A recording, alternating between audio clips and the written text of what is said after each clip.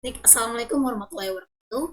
Saya Anjarita Sani Silaban dengan NIM 2104208. Nah, di sini saya akan menjelaskan mengenai kegiatan tentang komunikasi, yaitu mengenai teknik komunikasi. Ini merupakan mata kuliah dari komunikasi dan advokasi kebijakan. Lanjut kita akan bahas mengenai teknik komunikasi di pertemuan 6. Nah, di pertemuan 6 kita ada 3 pembahasan. Yang pertama ada lobby, yang kedua ada komunikasi pemerintah, dan ketiga ada human relation. Oke, teknik lobby. So, pada teknik lobby, nah teknik lobby itu atau lobby adalah upaya yang dilakukan oleh individu atau kelompok atau organisasi untuk mempengaruhi kebijakan atau keputusan oleh pemerintah atau lembaga legislatif lainnya.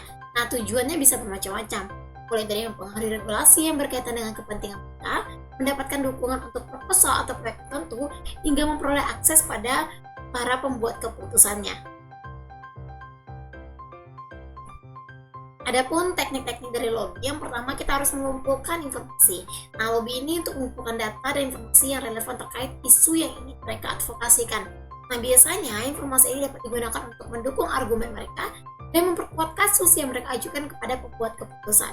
Nah, yang kedua ada hubungan interpersonal. Nah, itu dengan cara membangun hubungan yang kuat dengan para pembuat keputusan, itu adalah salah satu aspek penting dalam teknik lobby. Biasanya lobby ini sering membangun jaringan yang luas dan kuat dengan anggota parlemen, pejabat pemerintah, atau staf-staf mereka. Nah, hubungan ini bisa dikatakan membantu mereka untuk memperoleh sebuah akses dan mempengaruhi suatu keputusan. Nah, yang ketiga, ada cara dengan advokasi atau kampanye. Nah, biasanya lobby itu seringkali menggunakan kampanye atau kegiatan advokasi untuk memperkuat dukungan terhadap isu-isu atau kebijakan yang mereka perjuangkan.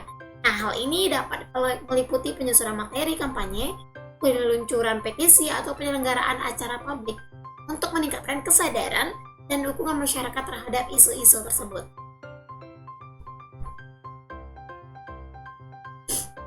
Nah, pengaruhnya, selanjutnya kita masuk pada tekniknya itu dengan cara menggunakan media. Biasanya media itu sangat memiliki pengaruh penting dalam bentuk opini publik dan mempengaruhi keputusan. Nah, oleh karena itu, sebuah lobby itu seringkali menggunakan media sebagai sarana untuk menyampaikan pesan dan untuk memperkuat argumentasi. Nah, ini dapat dilakukan dengan melalui wawancara atau opini media cetak atau daring atau publikasi riset yang mendukung posisi mereka. Nah, selanjutnya dengan cara pemberian sumbangan atau finansial.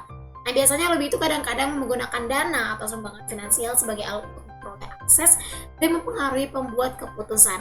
Nah, hal ini dapat berupa sumbangan kampanye politik, pembayaran untuk partisipasi dalam acara atau seminar, atau bahkan untuk pembayaran langsung kepada pembuat dari keputusannya. Nah, selanjutnya itu dengan penggunaan pakar dan konsultan. Biasanya lobby dapat menggunakan jasa pakar atau konsultan yang memiliki pengetahuan dan keahlian khusus terkait isu yang sedang dibahas dan yang sedang mereka angkat dalam sebuah advokasinya. Nah, pakar ini membantu dalam menyusun argumen dan memberikan legitimasi terhadap posisi mereka. Nah, selanjutnya itu dipengaruhi oleh kelompok kepentingan. Biasanya lobby ini sering bekerja dalam kelompok atau koalisi yang memiliki kepentingan serupa. Dengan bergabung dalam kelompok ini, itu dapat menggabungkan sumber daya atau kekuatan politik untuk menaruh mereka terhadap suatu keputusan. Biasanya dengan cara penyusunan perjanjian atau aliansi. Nah, biasanya lobby dapat juga bekerja untuk menyusun perjanjian atau aliansi dengan pihak untuk memiliki kepentingan serupa.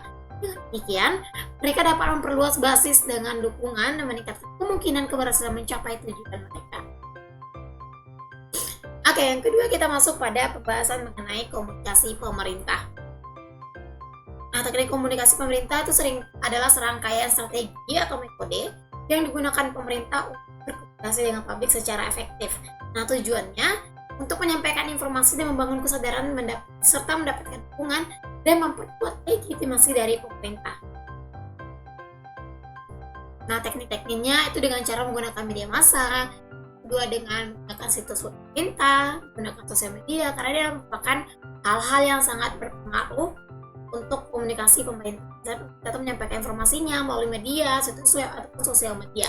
Jadi dengan ini bisa dapat berinteraksi terhadap masyarakat secara langsung atau menginformasikan suatu hal-hal penting atau informasi penting pada masyarakat secara cepat. Nah, selanjutnya itu dengan publikasi materi informasi. Nah, ini bisa juga digunakan menggunakan seperti brosur, pamflet, buletin, dan laporan-laporan tahunan lainnya. Sesuai dengan kampanye pendidikan publik. Nah, ini biasanya pemerintah itu meluncurkan kampanye pendidikan untuk meningkatkan kesadaran dan pemahaman masyarakat tentang isu-isu penting seperti kesehatan, keamanan, lingkungan, atau hak-hak asasi manusia. Nah, biasanya kampanye semacam ini sering melibatkan iklan, media massa, acara publik, atau program-program pendidikan. Nah, selanjutnya, acara dan pertemuan publik itu sangat berpengaruh juga untuk dalam komunikasi publik, sehingga membuat forum warga dan pertemuan serta konsultasi dalam bentuk masyarakat. Nah, selanjutnya itu hubungan media. Nah, biasanya pemerintah bekerja sama dengan media dan proses komunikasi publik. Nah, ini melibatkan penyediaan akses kepada pejabat pemerintah untuk wawancara, penyediaan informasi yang akurat dan relevan kepada wartawan, serta mengatur konferensi pers di peristiwa lainnya. Nah, selanjutnya, pelatihan komunikasi. Biasanya pemerintah tuh memberikan pelatihan komunikasi ya kepada pejabat dan stafnya agar dapat berkomunikasi dengan efektif dan profesional. Nah, selanjutnya, pelatihan ini mencakup keterampilan berbicara di depan umum, manajemen media, dan strategi dalam komunikasi. Dan selanjutnya, kemitraan dengan sektor swasta atau LSM. Nah, biasanya pemerintah dapat bekerja sama dengan sektor swasta atau organisasi non-pemerintah untuk menyampaikan sebuah pesan-pesan kepada publik melalui jangkauan-jangkauan tertentu. Selanjutnya kita masuk pada materi mengenai human relation. Nah, teknik komunikasi ini atau hubungan manusiawi adalah serangkaian sebuah strategi yang digunakan untuk membangun hubungan yang positif. Nah, produktif dan bermakna antar individu serta.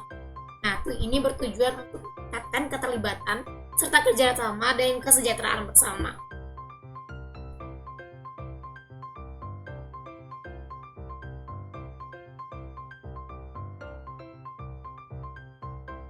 Oke, selanjutnya kita masuk pada teknik yang sering digunakan dengan cara empati atau itu bisa dikatakan memahami, merasakan pandangan dan pengalaman orang lain. Nah, dengan memiliki empati, seseorang dapat memberikan sebuah penghargaan dan perhatian yang tulus terhadap orang lain, sehingga memperkuat ikatan emosional dan membangun hubungan yang baik.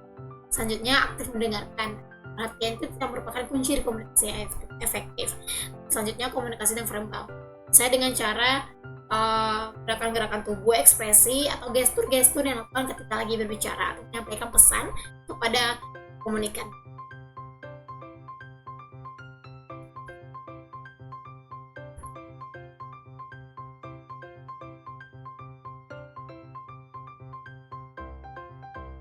Nah, selanjutnya ada keterbukaan dan kejujuran. Itu menyampaikan informasi perlu adanya sebuah keterbukaan dan kejujuran serta keterlibatan partisipasi dan umpan balik terhadap konstruksi. Itu memberikan balik dan partisipasi pada solusi yang dapat membantu dalam meningkatkan kinerja dan perkembangan individu maupun kelompok.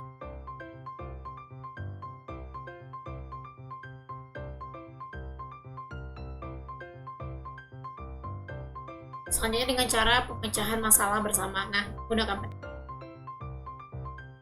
ini dengan menggunakan pendekatan kolaboratif dalam menyelesaikan masalah atau konflik dalam menghasilkan solusi yang baik dan memperkuat hubungan antar individu. Nah, ini juga akan melibatkan berbagai ide, pendapat, serta perspektif untuk mencapai pemahaman yang lebih baik dan mencapai kesepakatan yang menguntungkan. Nah, selanjutnya itu dengan menghormati keanekaragaman. Menghargai perbedaan dan keunikan setiap individu dalam suatu merupakan aspek yang penting dari komunikasi manusiawi. Nah, ketika seorang mengakui dan menghormati diversitas dalam pandangan budaya atau latar belakang, akan menciptakan lingkungan yang inklusif dan mendukung untuk semua orang.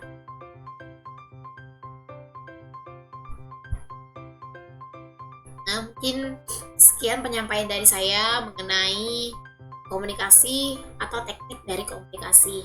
Pertama tadi ada lobby, ada human relation, dan selanjutnya itu salah satu tekniknya adalah dengan cara melalui media atau apapun itu. Nah, sekian dari saya. Assalamualaikum warahmatullahi wabarakatuh.